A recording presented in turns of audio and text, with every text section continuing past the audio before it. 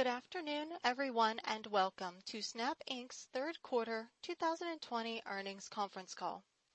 At this time, participants are in a listen-only mode. After the prepared remarks, there will be a question and answer session. If you would like to ask a question during that time, please press star then the number 1 on your telephone keypad. This call will be recorded. Thank you very much. Betsy Frank, Senior Director of Investor Relations, you may begin.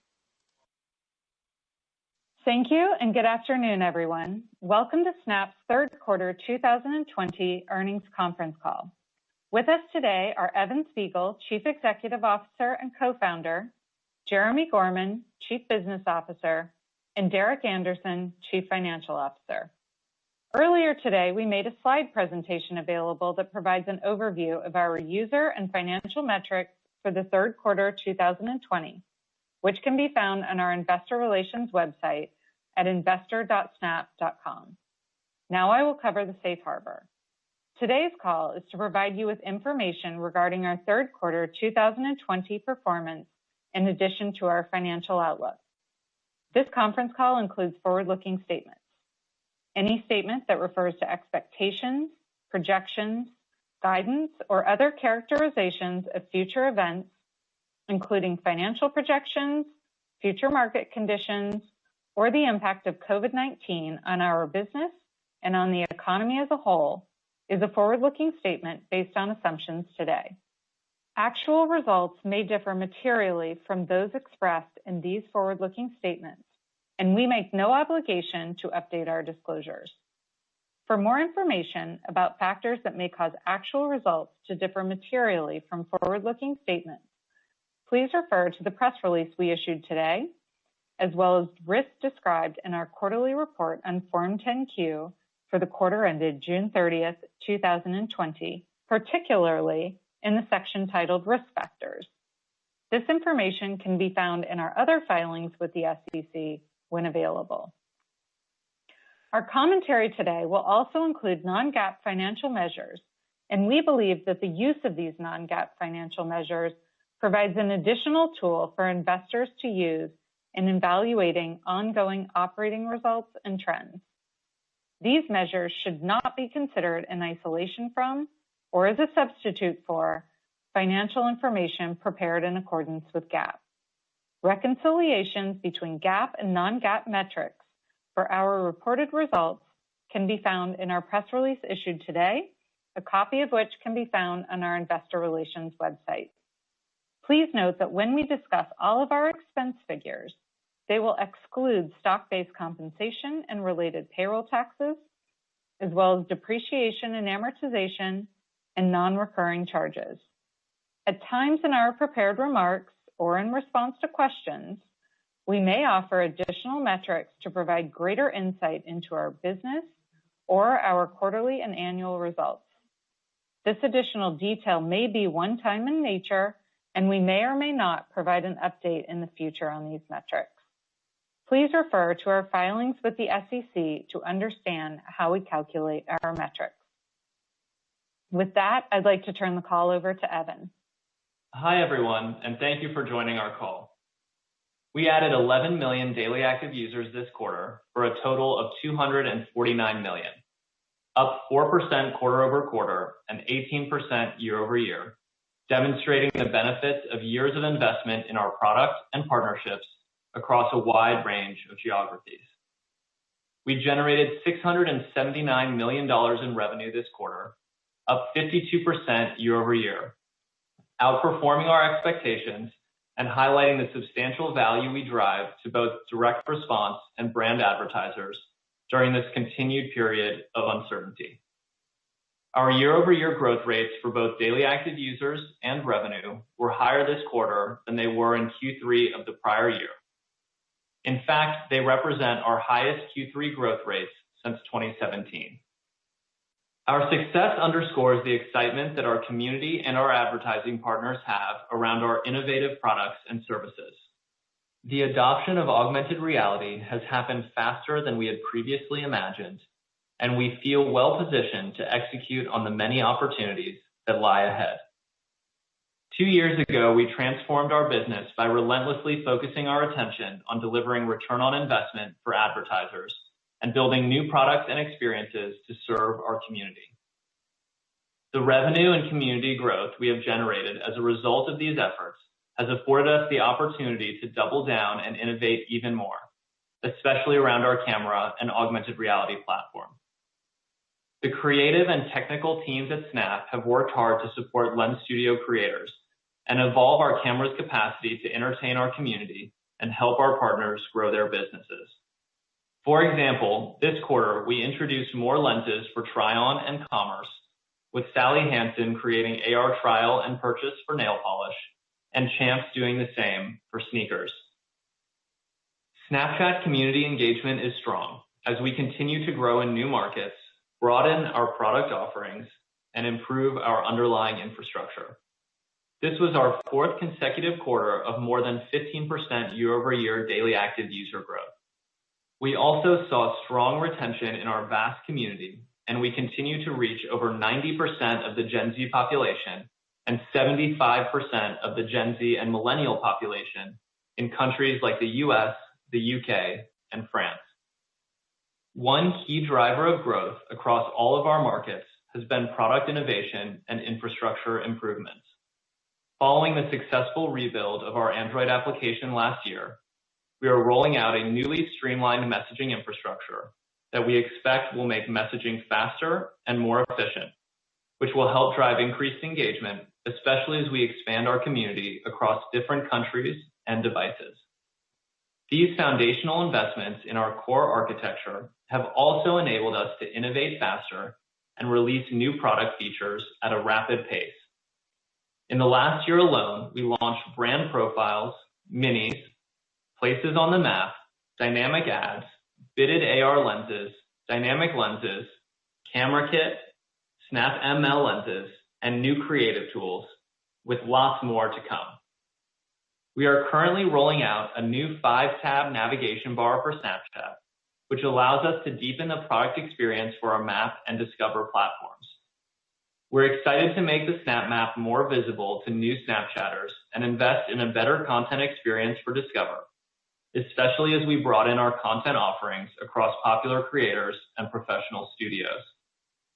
Our ability to launch a large-scale fundamental product transformation like this quickly and without disruption to our business is evidence of the progress we've made.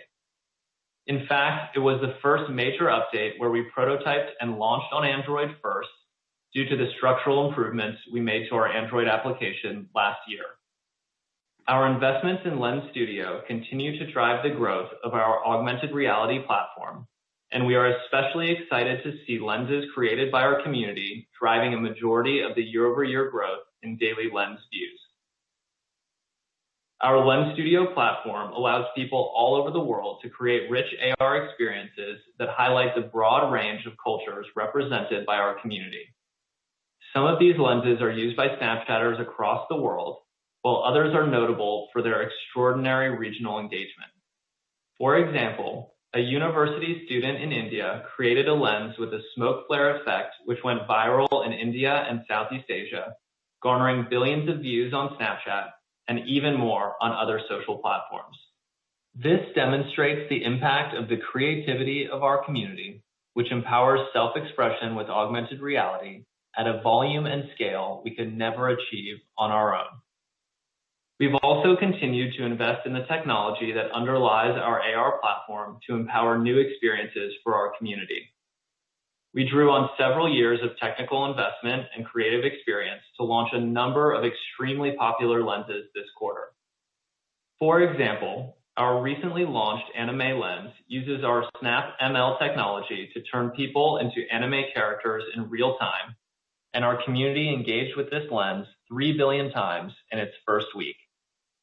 As we push the envelope on what is possible in augmented reality with these new lenses, we are even more excited to contribute these new learnings and capabilities to Lens Studio so our community can leverage them in their own creations.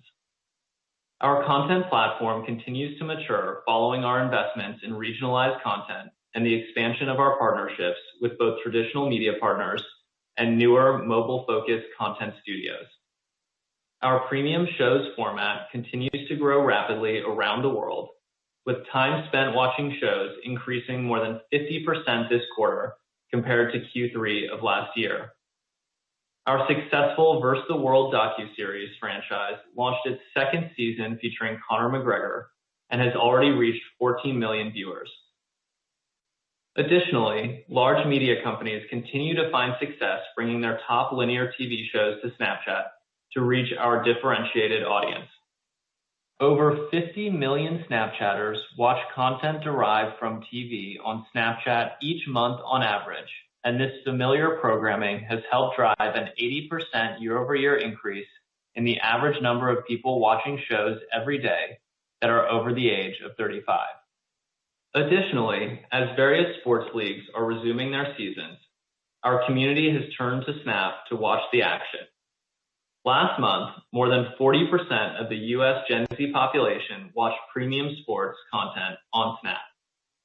The NBA Highlights channel saw over 20% more engagement so far this season than last year, and SportsCenter viewership on Snapchat increased by 80% from July to September. We are also seeing dramatic growth in content engagement in markets like India, where Discover viewership grew nearly 50% quarter over quarter. Furthermore, in markets like France and the UK, young people turn to Discover as their destination for premium mobile content, with more than 2/3 of the Gen Z and millennial population in both markets watching premium content on Discover. Finally, as our content business develops, we are also providing our partners with better monetization. This quarter, due to growth in shows and improved monetization, we paid our partners 85% more than we did in Q3 of last year. In addition to AR and content, we are also building new ways to empower creators, developers, brands, and others to improve the entire Snapchat experience for our community. For example, we have partnered with TurboVote to launch a Snap Mini to help our Gen Z and millennial audience register for the upcoming U.S. election. Over 1 million U.S. users have signed up for the Mini, where they can get help registering to vote. According to Democracy Works, more than 50% are likely first-time voters. Additionally, we are continuing to make early progress on our gaming platform by launching 3 new games this quarter. Many of our early developers are deepening their investment as they explore new genres, monetization models, and game types. For example, MojiWorks, developer of the popular Ready Chef Go, is doubling down on the Snap Games opportunity and exploring new genres like music and trivia. We have also been working hard to help our developers find financial success on our platform and have more than doubled the revenue our developers are generating this quarter compared to Q3 last year. As we look to the future, we believe that the fundamental changes we made to our products and business over the past 2 years have put us in a strong position to continue executing in a rapidly evolving world. Our improvements to both our core product infrastructure and our internal team and operations have enabled us to accelerate the velocity of our product innovation. Meanwhile, our deep investments in building a scalable advertising platform have allowed us to focus more of our attention on these big future opportunities. We are so excited about our progress in AR, content, and our growing platform, especially as we look to build on our momentum in these areas going forward. Thanks again for joining the call. I'll hand it over to Jeremy to talk about our business. Thank you, Evan. We delivered strong results this quarter, and we're even more excited about the opportunities ahead of us. In Q3, we generated total revenue of $679 million, an increase of 52% year over year. The strength in our business reflects the deliberate and structurally sound investments we have made in our ad platform, ad products, and team. We remain nimble and responded to the difficult and rapidly changing macro conditions by supporting our advertising partners and achieving their business goals. We saw the beginnings of a recovery from brand advertisers and continued resilience from direct response advertisers, reinforcing our confidence in the long-term positioning of our business. As brands and other organizations use this period of uncertainty as an opportunity to evaluate their advertising spend, we saw many brands look to align their marketing efforts with platforms who share their corporate values. This gave us an opportunity to engage with advertisers and agencies in real time to ensure that our existing partners, as well as new prospects, understood our offering in relation to our values. Our sales teams were able to hold many productive C-level conversations to discuss our brand safety positioning and privacy by design principles, which provided an opportunity for us to prove our efficacy and ability to scale. We implemented a strategy to ensure advertisers investing in Snap found early and sustained success on our platform as they scaled with us, and we believe that the customer service our teams provided, the alignment on our brand safety principles, and the strong ROI that our advertising partners achieved all contributed to our growth this quarter. As businesses adapted and began to look for opportunities to increase their marketing budgets in Q3, we were pleased to see existing advertisers resume and even increase their budgets, as well as new advertisers allocate spend to drive real business value via our self-serve ad platform. The success we saw in our business in Q3 is the result of many long-term investments we have made to improve our sales and marketing functions, drive ROI through measurement, relevance, and optimization, and build innovative ad experiences through video and AR. It was our continued focus on these three priorities, along with our unique reach and growing global audience, which allowed us to accelerate our growth as more of the world opened up and brands returned to marketing. Across all sectors and verticals, brands are leveraging our Millennial and Gen Z audience to reach new customers around the globe. In the US, UK, and France, we reach over 75% of 13 to 34-year-olds, and we are making progress on growing our reach in other priority markets. To help advertisers better understand the Snapchat generation, in August, we launched our first ever global business-to-business marketing campaign, showcasing the values and behaviors that characterize our community. Through our research, we have substantiated that the Snapchat generation is deeply purpose-driven. We found that over 80% of Snapchatters in the US believe they have a personal responsibility to create positive change in the world, and they are more likely than non-Snapchatters to buy from brands which support local communities. Overall, the B2B campaign was received positively by our advertising partners and has allowed our teams to engage more productively with marketing executives at leading consumer brands as we help businesses learn how to communicate with the Snapchat generation. We continued to add deep domain expertise under our verticalized sales model, allowing us to effectively serve advertisers of all types and sizes. This structure provided us with the flexibility to pivot resources this quarter to some of our fastest growing verticals, including CPG, streaming, tech, telco, financial services, and e-commerce. As an example, brands such as PepsiCo, MGM, HiSmile, Starling Bank, and Depop, as well as agency partners Publicis and 360i, participated in our B2B marketing campaign, where they provided testimonials around the positive results they achieved while partnering with our team. In addition, to support our partners through the pandemic and improve our marketing efforts, we launched Snap Focus, an online learning course for advertisers looking to create their first ad campaign on Snapchat, and Snap Connect, a new marketing program to educate global marketers about direct response advertising on Snapchat. Combined with our webinars and education sessions, our sales and marketing teams have continued to scale and serve our partners in this virtual environment. We continue to invest heavily in ranking, optimization, and measurement in order to deliver measurable ROI for our advertising partners.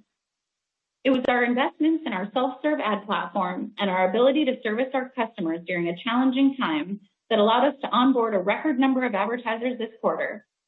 Ultimately, all advertisers set their budgets based on performance, be it brand affinity, purchases, or app downloads, and we continue to prove the efficacy of our ad platforms by helping our advertising partners achieve their goals. E-commerce remains an exciting opportunity for us, and we are doubling down on our efforts in this area.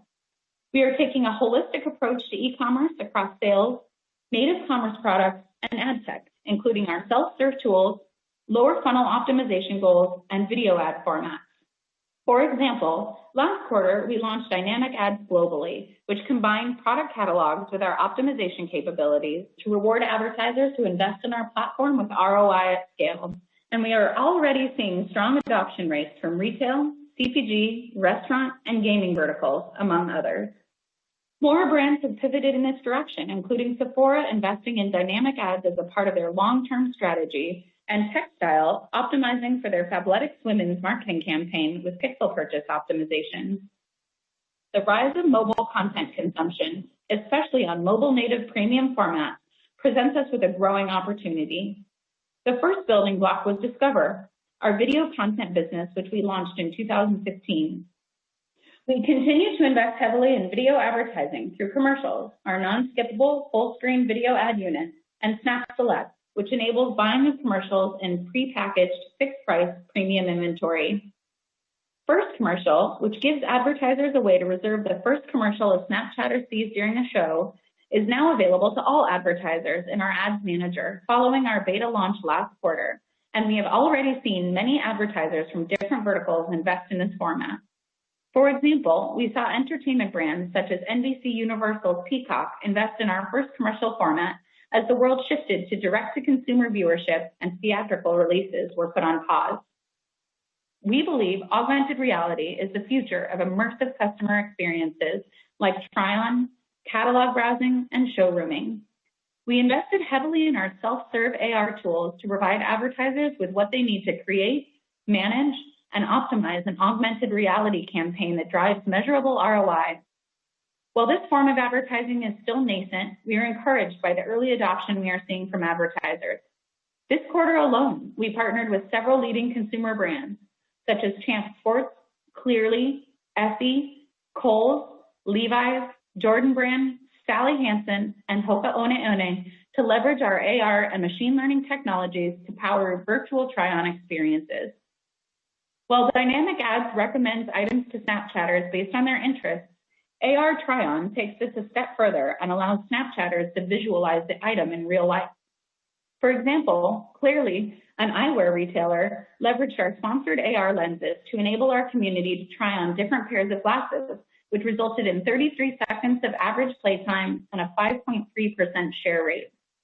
Clearly was able to drive a full funnel impact for their brand, achieving a 7-point lift in brand awareness and a 5-point lift in brand consideration, while also driving a 46% lift in unique page viewers on their site and 3.3% lift in purchases.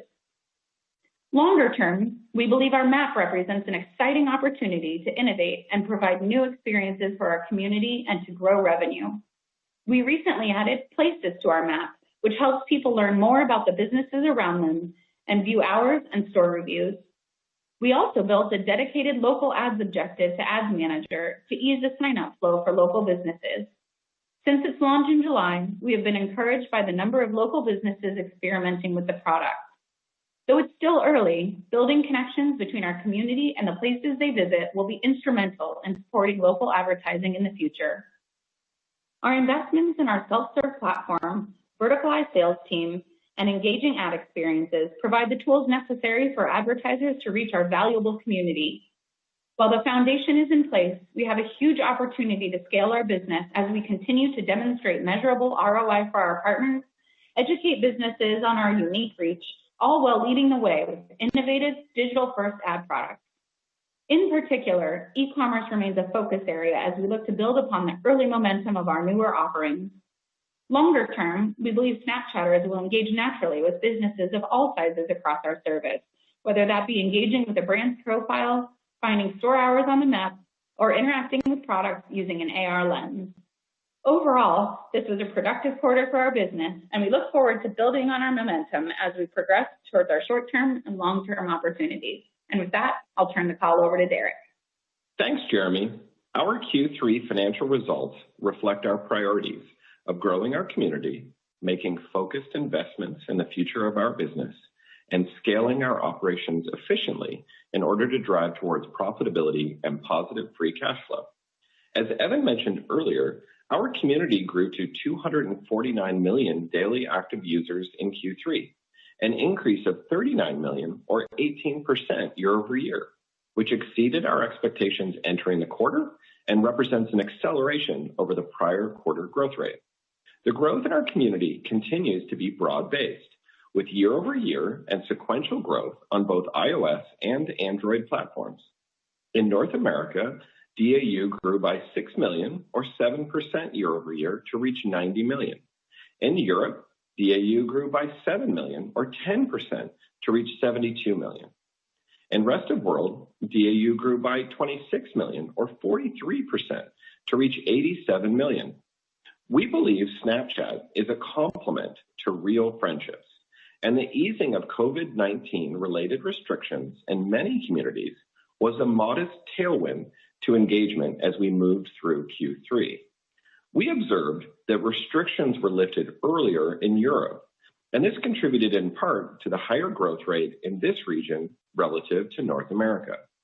The acceleration of growth in Rest of World reflects the benefit of our ongoing investments to better serve our community, including investments in local content, language support, marketing partnerships, the popularity of augmented reality lenses created by our community, and changing competitive dynamics. Total revenue for Q3 was $679 million, an increase of 52% year over year, representing a 35 percentage point acceleration over the prior quarter. We benefited from an operating environment that exceeded our expectations entering the quarter, as many of the potential headwinds we noted on our last call did not fully materialize. In addition, the auditing of social media platforms by many advertisers and agencies, which occurred throughout the summer, was ultimately constructive towards building and expanding our relationships with many of these advertising partners.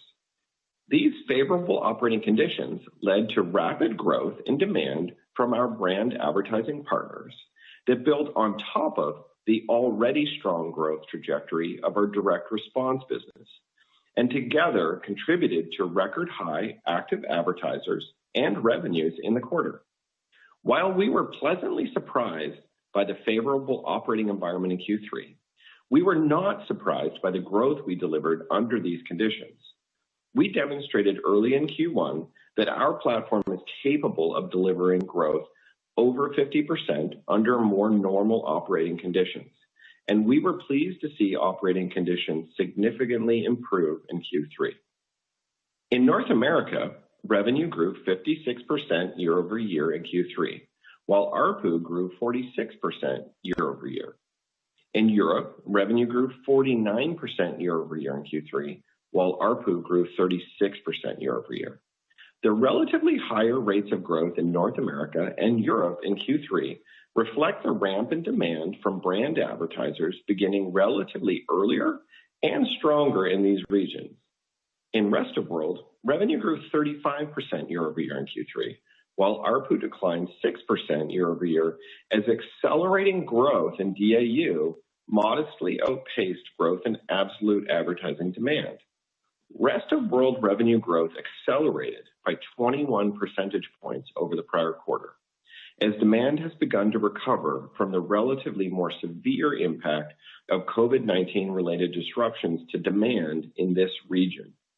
As we noted previously, ARPU in Rest of World is best viewed as an output metric at this stage, given the simultaneous rapid growth in our community and advertising demand. We continue to see strong adoption of our ad products. Revenue from our commercials ad product more than doubled year over year in Q3 as we continue to see building demand from advertisers seeking to reach Gen Z and millennial audiences at scale, and with a full screen video advertising product that is delivered adjacent to brand safe content.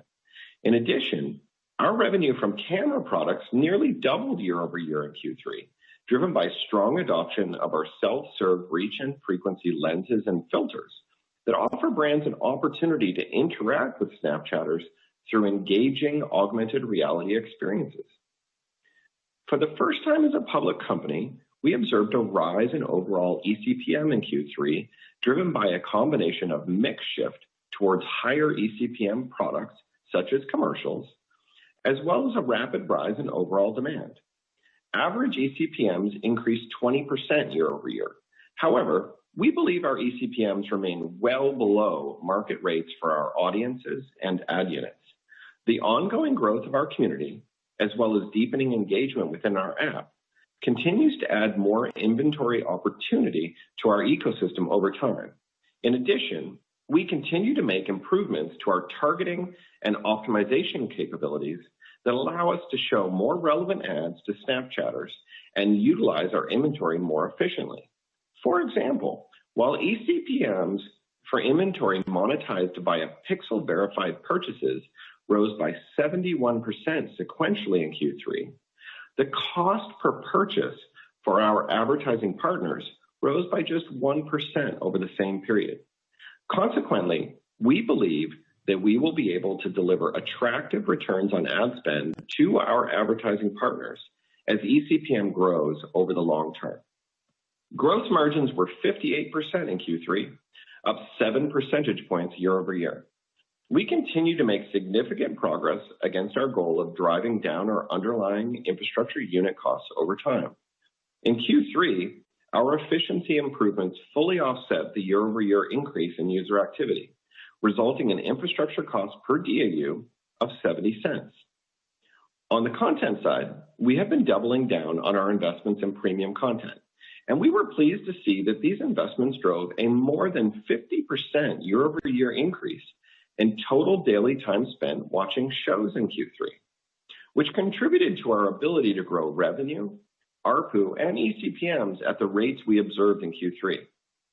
The focus on scaling our infrastructure costs efficiently has allowed us to make these investments in premium content while continuing to expand our gross margins, which reflects our overall approach of scaling our operations efficiently while making investments in the future of our business. Operating expenses were $338 million in Q3, up 24% year over year, and in line with the estimates we shared on our prior call. Full-time headcount grew at a rate roughly in line with the growth in operating expenses as we continued to make focused investments in our monetization and engineering teams. In addition, we continued to grow our investments in marketing in order to build on the momentum we have established with our advertising and Snapchatter communities. We continued to invest in the long-term health of our business, even as the operating environment became more challenging earlier this year. And we believe that the growth we observed in our community and in our top line in Q3 have validated this approach. Q3 marked our second quarter of adjusted EBITDA profitability at $56 million for the quarter, an improvement of $99 million year over year and $152 million over the prior quarter. In Q3, we delivered adjusted EBITDA leverage of 42% as we continue to invest in the future of our business while making progress towards profitability and positive free cash flow. Net income was negative $200 million in Q3, an improvement of $28 million over the prior year and $126 million over the prior quarter. The year-over-year improvement in net income reflects the flow-through of improved adjusted EBITDA, offset by the impact of interest expense related to the convertible notes issued over the past year and higher stock-based compensation.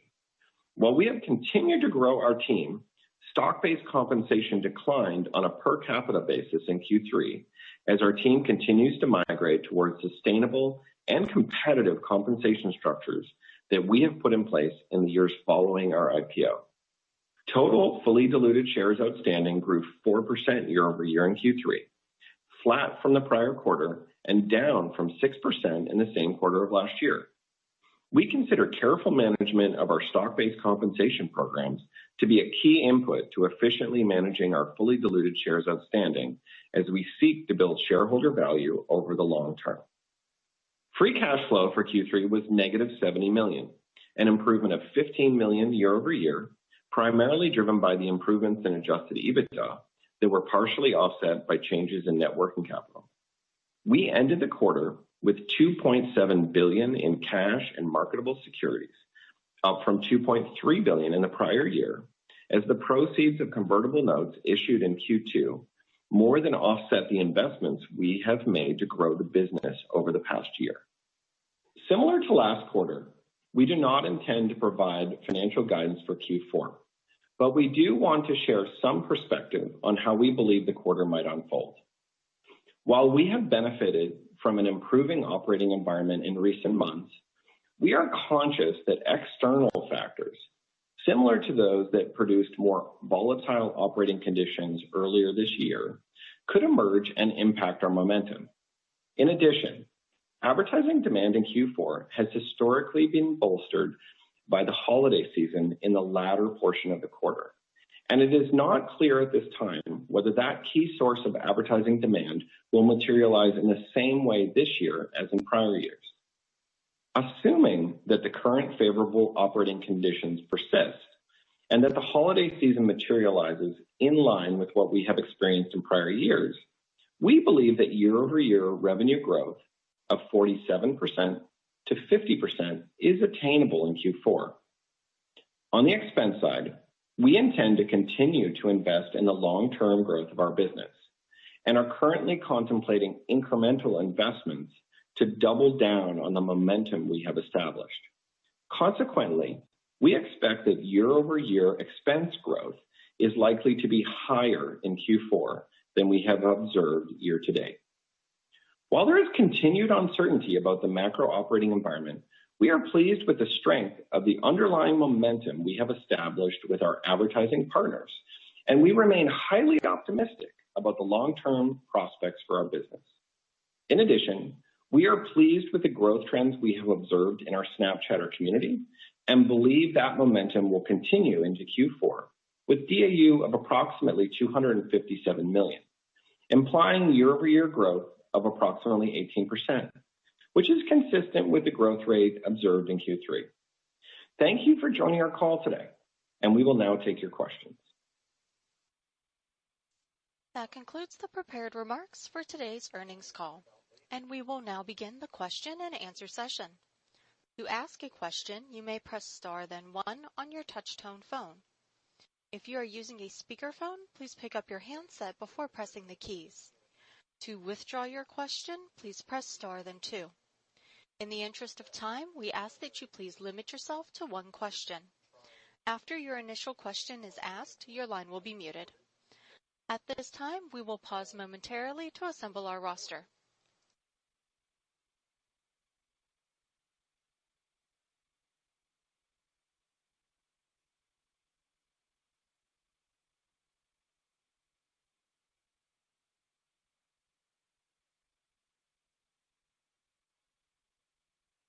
And our first question will come from Ross Sandler of Barclays. Please go ahead.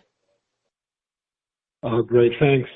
Evan, you mentioned that you're starting to roll out features on Android first before iOS. That seems like a pretty big milestone for you guys in terms of where the Android stack is.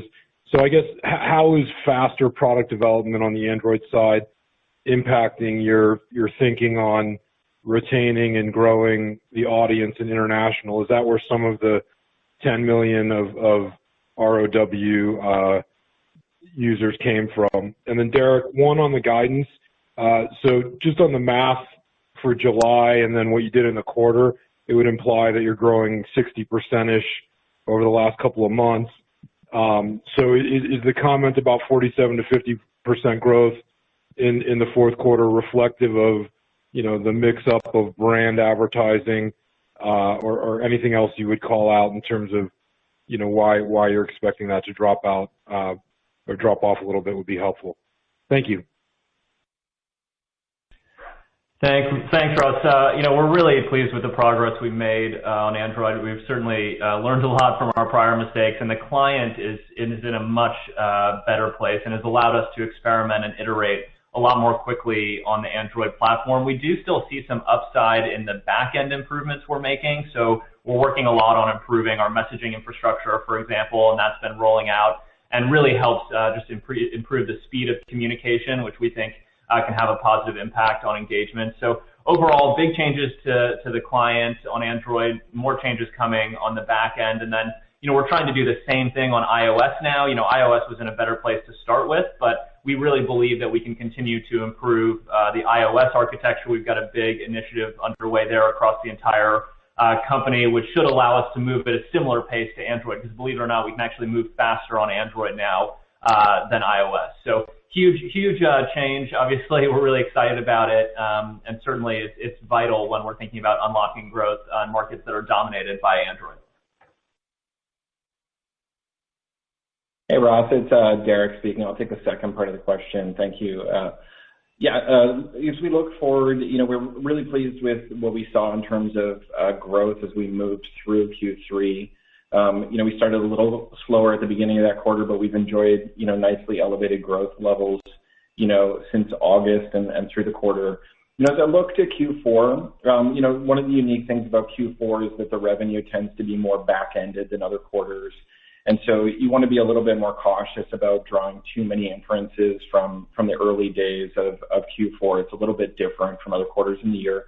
But as I mentioned, look, there's obviously, the potential for uncertainty in the operating environment, but if we're able to maintain the positive conditions we've seen recently and we see a strong holiday season that's roughly, around what we've seen in previous periods, we do believe that 47 to 50% range is attainable and wanted to share that so we could provide at least a little bit of an indication of how we thought the quarter could transpire. So hopefully that gives you a little bit more context about what we're thinking there. Our next question comes from Doug Anmuth of JP Morgan. Please go ahead. Thanks for taking the question. You talked about eCPMs increasing for the first time as a public company. We just hoping you could talk about the drivers here. Curious how much that's a function of higher value inventory like commercials and Snap Select versus auction density from a larger number of advertisers. And curious if you have any thoughts on how far below you are versus market rates at this point. Thanks. Hey, Doug, it's Derek speaking. I'll take that question. Thank you. And yeah, we did enjoy an increase in eCPM there. I think it's important to think of that, very much as an output metric at this point in our business. One of the things that we look to there is that we've seen really robust demand for some of our higher eCPM products. So there's a mix effect there, as you noted in your question. So commercials being a very good example where we saw revenue from commercials more than double year over year in the most recent quarter, and that certainly contributes to the number there. And yes, we've seen an overall lift in absolute demand, but we continue to also invest very heavily as we have over the last year in our monetization optimization capabilities, making sure we're getting the right ad to the right Snapchatter at the right moment. And that contributes to our ability to deliver the actions that advertisers are seeking with fewer impressions. And that has the effect of raising the output metric of eCPM. But as long as we're able to continue to drive great optimization, we don't see a corresponding lift in the cost per action to the advertiser. And I shared in my prepared remarks some metrics around, for example, what we saw with pixel verified purchases. So we're going to continue to invest there, but it's very early days in our monetization and realizing the potential monetization of the business. If you think about our content business first, very early stages there, but we're pleased with what we're seeing, and that's a big driver at the moment, and optimization continues to help there, but also we're seeing growth and engagement, and I mentioned, the 50% year-over-year growth in terms of time spent with shows, and we continue to invest there alongside the optimization. But a long way to go there to get, close to market rates for our ad units and audiences. And then, of course, earlier stage at the camera side, we're really pleased with some of the early indications we're seeing there, as I mentioned in my prepared remarks around the growth in reach and frequency self-serve lens products, that nearly doubled year over year in the quarter. So we've got good early traction there. And then, of course, we shared recently some of the metrics around the map and how deep the density is there. And of course, that part of our engagement, we haven't begun to tap on monetization. So I think all of that sort of gives you an indication of just how early we are in realizing the full potential on monetization. And hopefully that gives you a little more context around some of the specific dynamics on the eCPM in the period.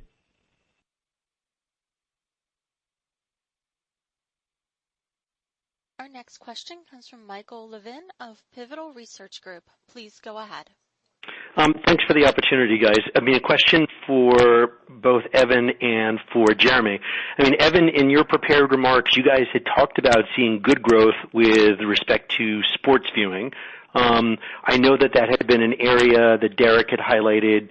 Wasn't necessarily going to be a headwind, but you guys didn't maybe quite know what it looked like. But as I'm watching what's happening in the rest of the world of media, the traditional media companies are having just atrocious ratings. And I'm hearing that there's more dollars that are flowing in from guys who wanted to advertise in the games, and the inventory wasn't just there. So, a couple questions. One, I am curious, has that actually translated into an incremental tailwind for you guys? And then probably more for Jeremy, like if we actually have this big unlock of dollars that was going to be allocated to live sports in 21, do you have to make any further investment in the vertical sales efforts, or do you feel like you got those key categories lined up? Thank you so much.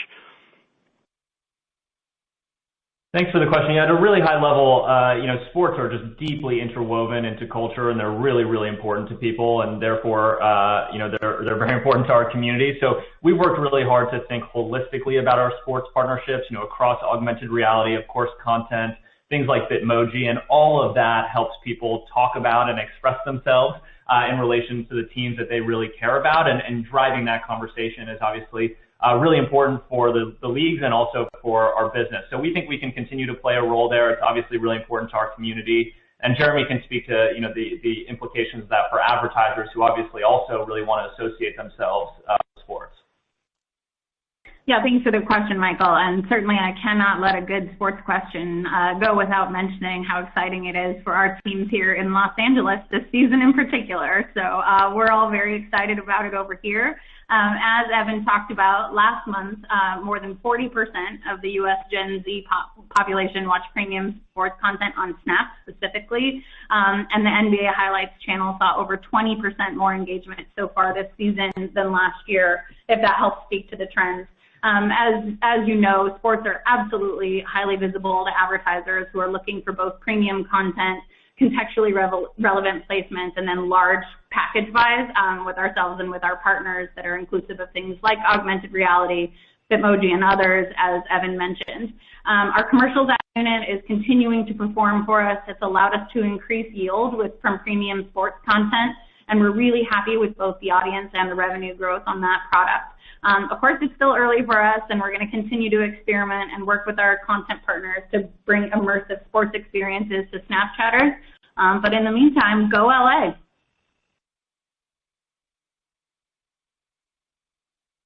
Our next question comes from Heath Terry of Goldman Sachs. Please go ahead. Great, thanks. When we look at the acceleration in rest of world, is there a way that you could disaggregate for us what you feel like is driving that? How much of it is macro versus things that you've done with product or even just marketing that you feel like is driving that? And as we think kind of more specifically about what those users might look like longer term, how do you think about sort of the monetization of rest of world users? What's their long-term potential as you grow in those markets to monetize, relative to say the U.S. or Europe? Yeah, thanks for the question. Really excited about the momentum we're seeing internationally. Obviously, a lot of that is following our major investments in things like the Android rewrite, but also our partnerships with telcos and OEMs that have been helpful in driving growth there and just removing friction from using our products.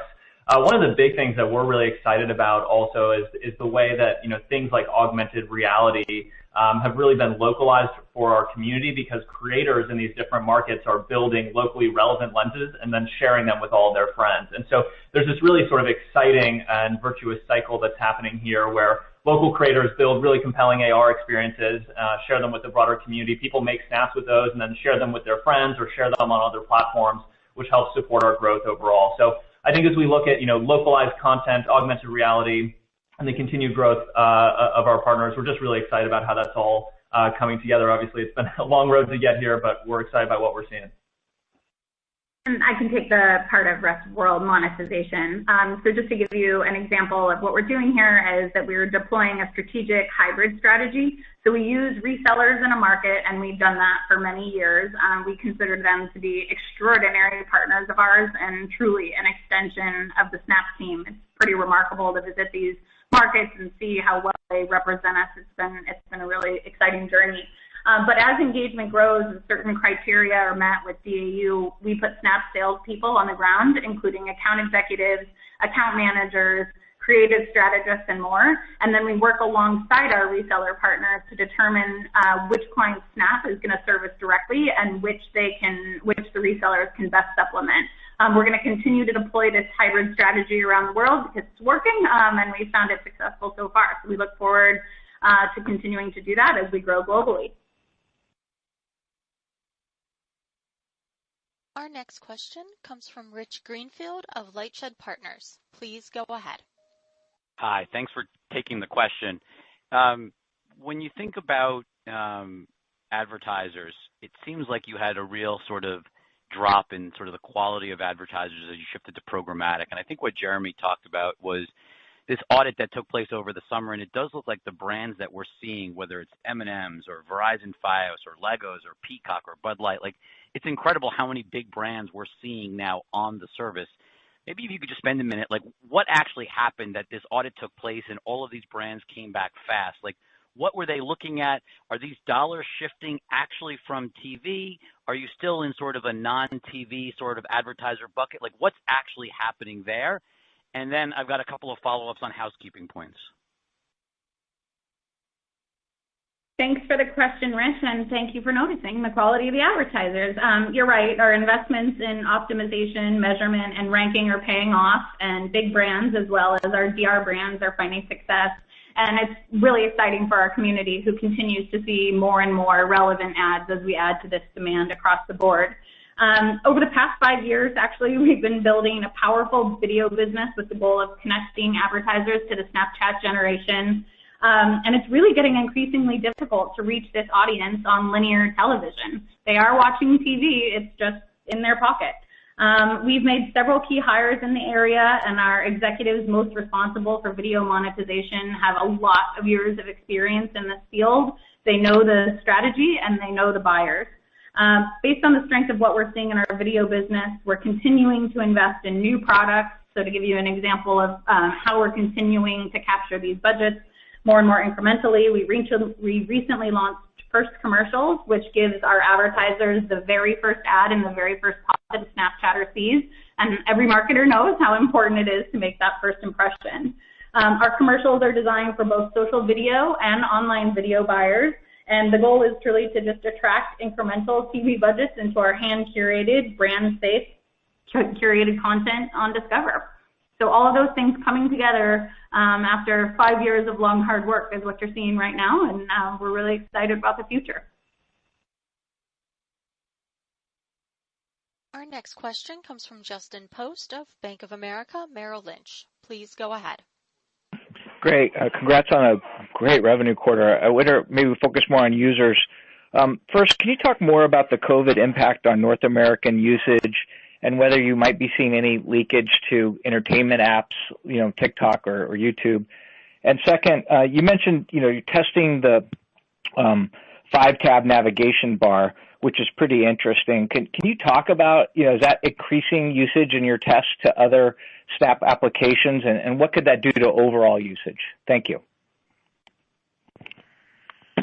Yeah, thanks, Justin. As we look at, competition more broadly, obviously entertainment services do compete with the content section of our business, but obviously the core driver of engagement on Snapchat is communication, and that has been impacted by COVID. In the areas that are more open, like in Europe and whatnot, we see less of an impact. We think some of that's due to the fact that, maybe people are making fewer friendships or things like that when they're stuck in their houses. And, that's something we're paying attention to, but overall, our audience in the U.S. and in North America is growing. We are seeing some slight shifts in engagement, but we think that as, the U.S. continues to open up following COVID, that we'll return to more normal engagement patterns there.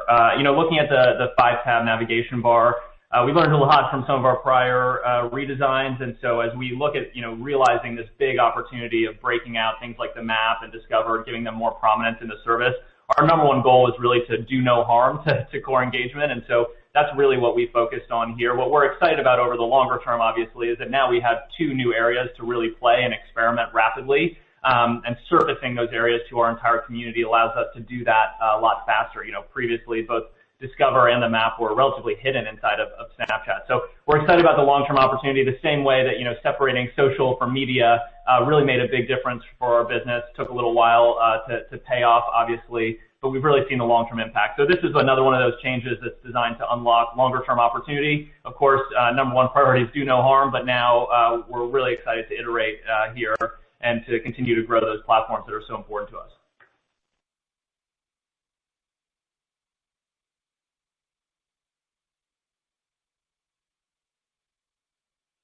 Our next question comes from Eric Sheridan of UBS. Please go ahead. Thanks so much for taking the question. Jeremy, maybe if I can direct one to you. You guys started the year with a lot of growth and a big step up in January and February. And earlier in the year, we talked about sort of an unlock at the agency side and with bigger advertisers as you exited 19 and went into 20. And you've had a lot of success with direct response this year. Can you just maybe put a finer point on the arc we've seen this year against the backdrop of COVID-19 in terms of how you feel you're positioned with respect to the dialogue with ad agencies, large advertisers, and how sustainable you think some of the depth in advertiser growth you've seen this quarter is as we turn the page from 2020 into 21. Thanks so much. Thanks for the question, Eric. Yeah, we are incredibly excited to see that our growth is returning to the levels that we saw at the beginning of the year. So thank you for making mention of that. To give you more specifics around your question, some of our fastest growing verticals include CPG, streaming, tech, telco, financial services, and e-commerce. In particular, e-commerce remains a very exciting opportunity for us when you start to think of things like AR try-on, the utility of being able to put shoes on your feet or sunglasses on your face or hats on your head and utilize that for utility-based advertising in AR. We are absolutely doubling down on our efforts in that area. As everybody knows, last quarter we launched dynamic ads globally, and that continues to combine our product catalogs or the advertisers' product catalogs with optimization capabilities to reward advertisers who invest in our platform with ROI at scale. In that particular area, we're seeing strong adoption rates from retail, CPG, and restaurants, and we have been working alongside travel partners, and we are ready for them when the world starts traveling again. But ultimately, we know that all of our advertisers set their budgets based on performance, whether that's brand affinity, purchases, or app downloads. And we're going to continue to prove the efficacy of our platform and know that we can continue to grow and build budgets.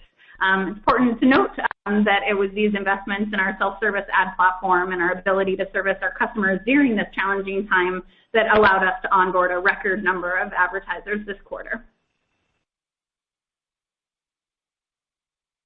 Our next question comes from Brian Nowak of Morgan Stanley. Please go ahead.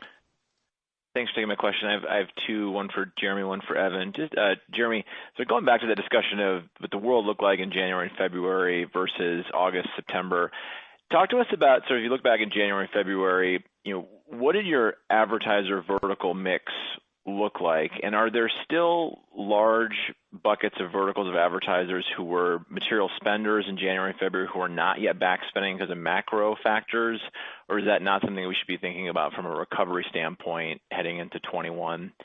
And then on games, Evan, I wanted to ask you, you guys are doing a good job of sort of starting to blur the lines between social and gaming. Maybe just talk to us about what your multi-year vision is for Snap Gaming and the investments you need to really build out the gaming metaverse. Thanks. Sure. Thanks for the question, Brian. As I just mentioned, we are seeing a lot of success with CPG, streaming, tech, telco, financial services, and e-commerce in particular. In terms of large buckets that we had at the beginning of the year that we are no longer seeing a lot of momentum from, it's not something that we are concerned about. We obviously know that in the macro conditions, there are categories like travel and automotive that are suffering a little bit more given the macro conditions.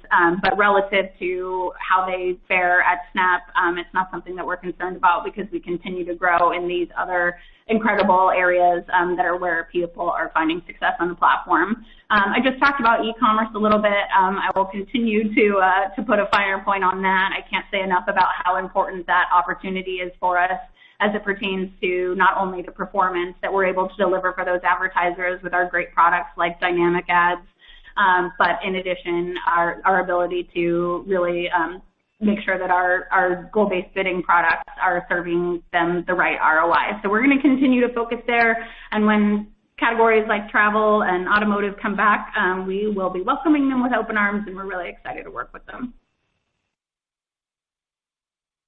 Thanks for the question on games, something we're definitely very excited about. I think the best way to think about it is just a lot of little experiments that we're running right now. Games are still hidden in chat, and so you got to really look for them to play, and so that allows us to really focus on iterating and building engagement, learning what sort of content works, learning what types of services our developers really need in order to grow games and monetize them and re-engage their community. So there's definitely a lot of work to do there. One of the experiments that we're trying right now that's pretty fun is around Snap tokens. So, that helps our community engage with in-app purchases inside of games, which provides another revenue stream to gaming companies and our partners. And so really what we're doing is just listening to our community, listening to our partners, and working hard to build the platform. And, this is the approach we've taken with some of the other platforms we've built, like Content or AR, where we start with a select set of partners and just do our best to listen and learn and iterate until it really clicks. So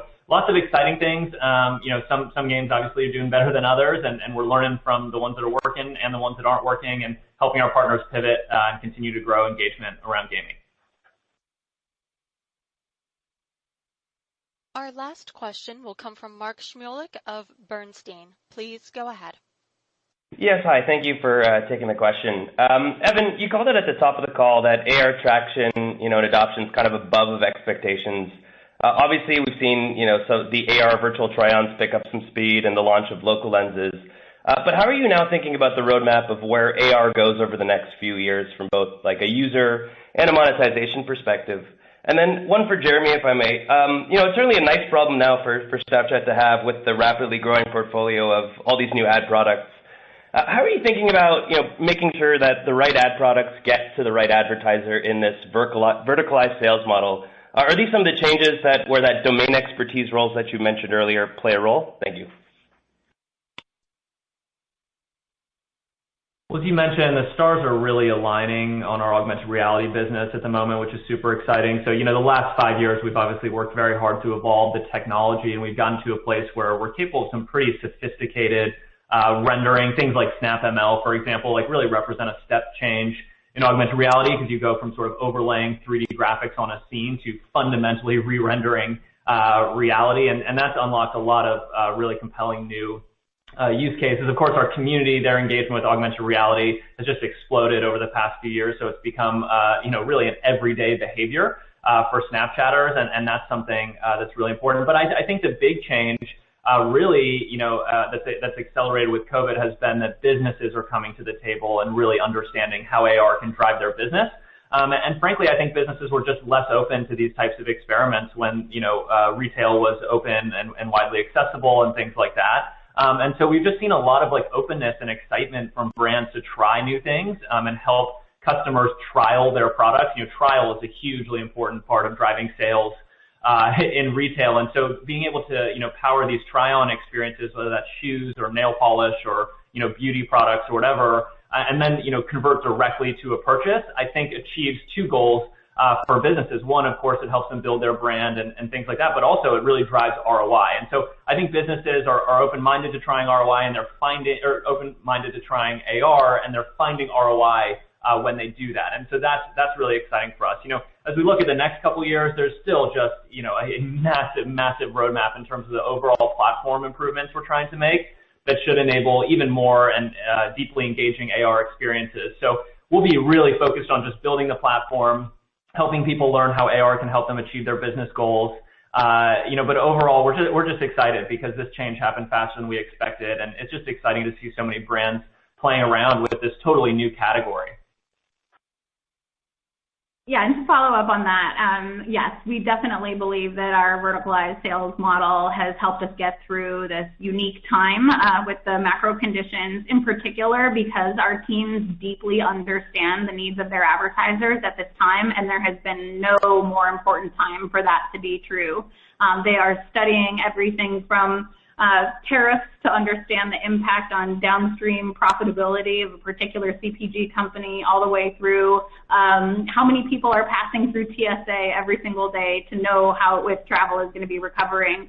and they're doing an extraordinary job. I couldn't be more proud of the team. To make sure that the right products get to the right advertisers, we've launched a lot of B2B marketing efforts, including Snap Focus and Snap Connect, which both serve different purposes, one of which is to get the first advertising going, and the second is to continue to grow it. But as it pertains to the product specifically, you listed a few of them, but you're right. We couldn't be more lucky to be in this position to be able to talk about things like maps, shoppable AR, dynamic ads, first, goal-based bidding, globalization of our products, and so on. And that team's done an incredible job of launching performant products. We know that our products work better together and they serve different purposes.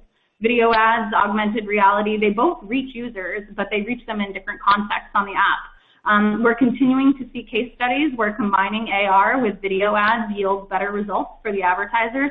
And so there's lots of opportunity to make our service and products more approachable and easier to use and more performant over time.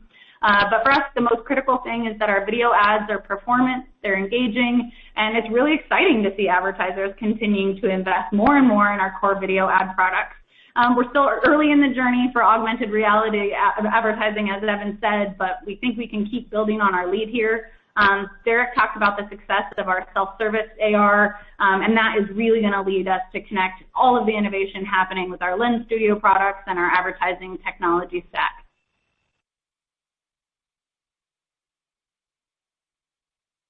This concludes our question and answer session, as well as Snap Inc.'s third quarter 2020 earnings conference call. Thank you for attending today's session, and you may now disconnect.